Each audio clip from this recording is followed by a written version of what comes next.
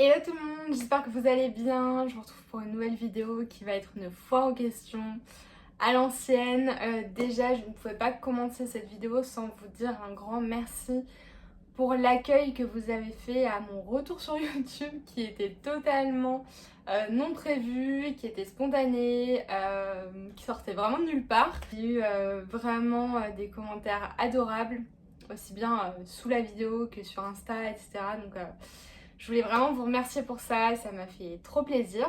Du coup aujourd'hui on se retrouve pour répondre à vos questions que j'ai notées sur mon petit carnet puisque je filme avec mon téléphone. Donc voilà, il y a un petit peu de tout. Donc je vais faire ça de façon aléatoire et je vais essayer d'être assez rapide pour pas faire une vidéo qui va durer 40 ans. Première question, c'était comment gères-tu la solitude après autant d'années de couple? Alors déjà plusieurs choses à savoir, c'était que sur la fin j'étais en relation à distance, donc dans tous les cas il y avait déjà une sorte de solitude liée à ça.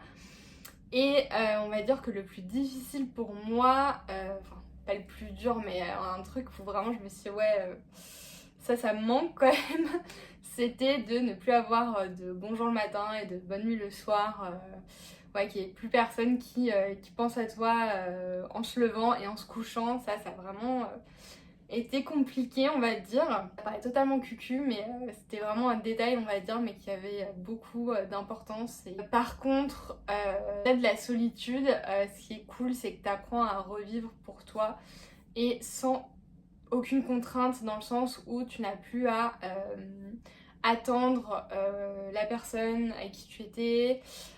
Tu peux, voilà, enfin, moi je sais que j'avais une routine assez calibrée, donc c'était tous les week-ends j'allais là-bas, etc. Où je faisais des choses que j'avais pas forcément envie de faire, ou du coup le week-end j'étais bloquée entre guillemets parce que on était ensemble alors que j'aurais peut-être voulu faire autre chose qu'on qu'on faisait pas quoi du coup. Donc ça en fait c'est ce qui compense on va dire, c'est que tu n'as plus à te préoccuper de l'autre personne ou de quelqu'un d'autre et t'organises tes journées, tes week-ends comme tu veux. Et ça a été vraiment une redécouverte de me dire samedi je peux me faire un massage, ou je peux aller voir une copine, ou je peux aller faire ci. Alors qu'avant tous les week-ends c'était on était ensemble et puis voilà. Donc après je dis pas que j'ai pas envie de retrouver ça à un moment, mais ça c'est plutôt le côté assez cool. Mais c'est vrai qu'il y a des moments de solitude où tu te dis ouais j'aimerais bien avoir quelqu'un, une présence quoi. C'est sûr, hein, je vais pas mentir, je reste humaine. De l'attention, de la tendresse, etc. On a tous besoin sur Terre, donc pas tous les jours simples, mais il y a aussi les bons côtés, comme je disais. Ensuite, une autre question, c'est est-ce que tu aurais aimé continuer à travailler là où tu étais avant, donc dans l'école de commerce où je travaillais? La réponse est non. Avec le recul, je me rends compte que c'était le boulot que j'avais trouvé qui me permettait de redescendre à Nice en fait, et donc de retrouver mon ex-copain. Mais c'était pas du tout un choix de cœur ou un choix hyper réfléchi, c'était parce que il y avait pas beaucoup de boulot dans le sud, donc je suis un peu allée là où j'ai trouvé. Sans critique forcément pour le boulot ou pour l'école en soi. Voilà, je pense que juste ça m'aurait pas convenu à terme, et du coup je regrette pas du tout. Alors j'ai rencontré des personnes hyper chouettes là-bas à qui je fais un coucou si jamais elles passent, mais sinon le boulot en soi ou l'école, en fait ça me passait vraiment au-dessus quoi. Je m'en fiche un petit peu, donc non. Alors une autre question qui n'a rien à voir et que j'ai trouvé assez cool, c'est quels sont les auteurs ou autrices que je rêverais de rencontrer. Alors c'est vrai que j'ai eu la chance d'en rencontrer quelques-uns, dont David Fuenkinos, dont Bernard Minier que j'adore, les meilleurs polars. Lui et Franck Tillier, franchement, pépite. Donc Bernard Minier, je l'ai déjà rencontré 2 fois, donc on va dire c'est checké de la liste, on va dire. Sinon, bien évidemment, moi qui suis une fan d'Harry Potter, je dirais J.K. Rowling, forcément. Je dirais Dan Brown aussi, parce que j'adore tous les bouquins qu'il a sortis, les Da Vinci Code, Angers Démon, Inferno, etc. Enfin, moi, c'est le genre de truc que j'adore, ce genre de bouquins. Donc, je dirais lui. Et je me suis noté aussi des gens, mais qui ne sont plus forcément de ce monde. Donc, qui ne sont plus de ce monde, malheureusement. Donc j'ai noté Romain Gary parce que j'aime beaucoup cet auteur. J'ai noté Jane Eyre, donc pour tout ce qui est littérature anglaise. C'est tout un univers aussi que j'aime beaucoup. Et j'ai noté Rimbaud pour tout ce qui est poésie, etc. Donc voilà. Bon. Alors, on m'a aussi demandé où est-ce que j'aimerais vivre. Alors là du coup c'est un peu compliqué comme question parce qu'il y a beaucoup d'endroits que j'aime beaucoup. Donc je suis bien là où je suis dans le sud, même si je suis pas sûre à terme que je resterai là tout le temps. Enfin je sais pas encore. Franchement je sais pas, ça dépendra d'un peu plusieurs paramètres. donc voilà. Sinon ce serait de nouveau à Paris puisque j'ai beaucoup d'amis, beaucoup d'attaches. Et que pour mes projets pro, bah forcément ce serait aussi intéressant, mais bon, on n'y est pas encore. Et sinon, ce serait en dehors de la France, je pense. Donc ce serait en Italie, parce que j'adore, j'adore l'Italie. Ce serait sinon, je pense, en Écosse ou en Angleterre, quelque part dans un trou perdu. Voilà, c'est ce qui me vient. Alors on m'a aussi posé la question, que dirais-tu à la toi d'il y a 10 ans? Alors la moi d'il y a 10 ans venait d'avoir 18 ans du coup, venait d'avoir la majorité. Qu'est-ce que je lui dirais? C'est un peu une question profonde. Je lui dirais d'écouter sa petite voix intérieure, bon ça je radote un petit peu avec ça. Je lui dirais de toujours se prioriser et de faire en sorte d'un peu moins toujours chercher à faire plaisir aux autres et de se faire passer en second et de laisser passer des projets ou des opportunités sans trop réfléchir. Ça m'est arrivé, je pense notamment à la fois où j'avais été acceptée dans une université à Oxford et que je n'y ai pas été alors que j'avais fait tout le dossier, j'avais été acceptée, c'était une super université à Oxford. Et finalement j'avais décliné parce que j'avais mon ex-copain à Nice et j'avais préféré rester à Nice que tenter l'aventure en Angleterre. Et ça c'est le genre de choses où je me dis que j'ai peut-être été un peu con à ce moment-là, mais ouais c'est comme ça, donc je dirais ça.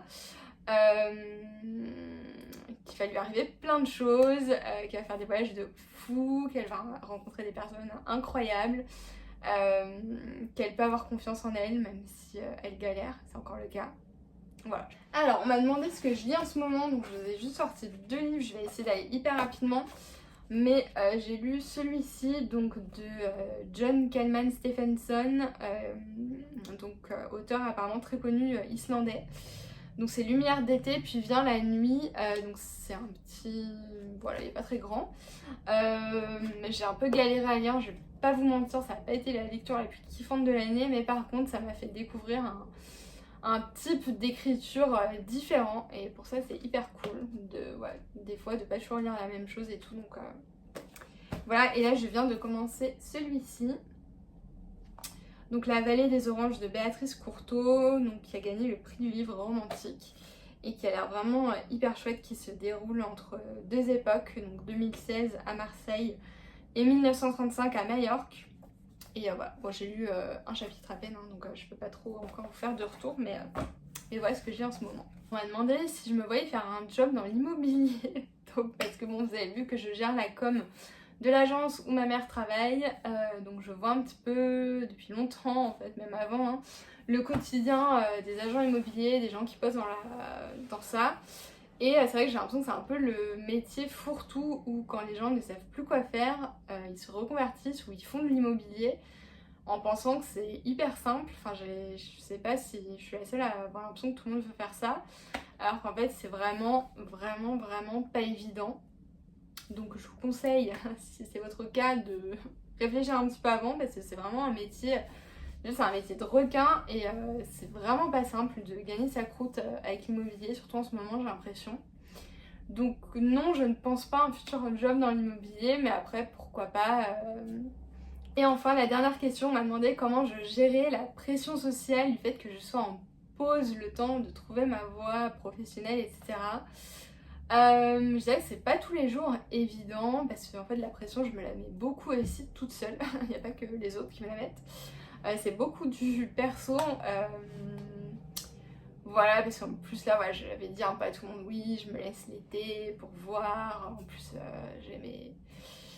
j'étais pas dans un état d'esprit super cool, comme vous savez. C'est pas encore arrangé totalement.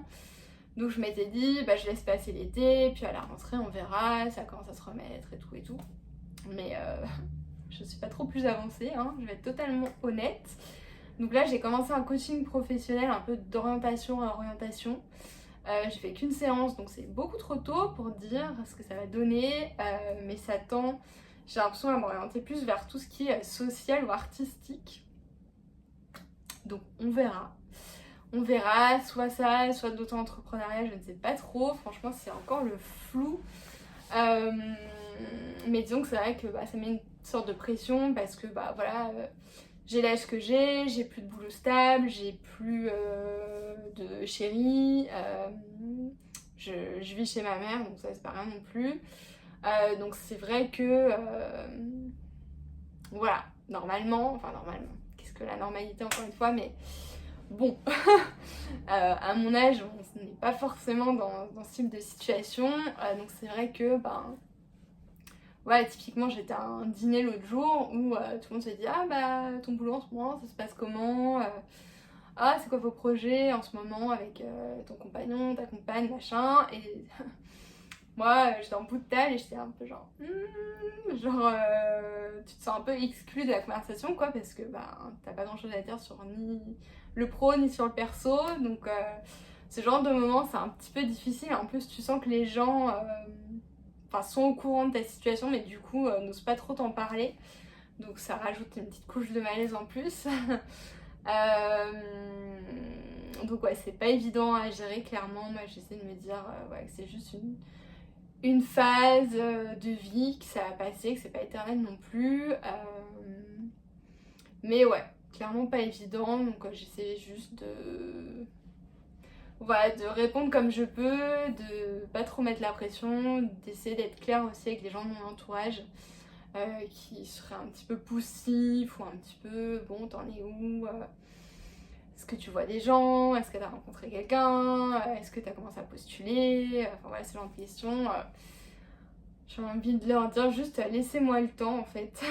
Laissez-moi le temps d'un peu respirer, on va dire. J'ai eu un parcours, si je peux dire, sans faute pendant tellement de temps que là ouais, si j'ai une phase un petit peu de remise en question, un petit peu moins facile, bah c'est ok en fait. Voilà. Bon bah je vais arrêter la vidéo là, j'espère que ça vous a plu. Surtout n'hésitez pas à me dire en commentaire quel genre de vidéo vous aimeriez voir. J'ai vu sur Insta que vous vouliez des vlogs. Bon après je fais pas des trucs de fou en ce moment, qu'on se le dise. Voilà, si vous voulez que je vous parle un peu de mes projets d'écriture ou d'autres choses, ou enfin voilà. N'hésitez pas à me le dire en commentaire. Voilà, sur ce, je vous fais des bisous et je vous dis bah à une prochaine fois. Ciao!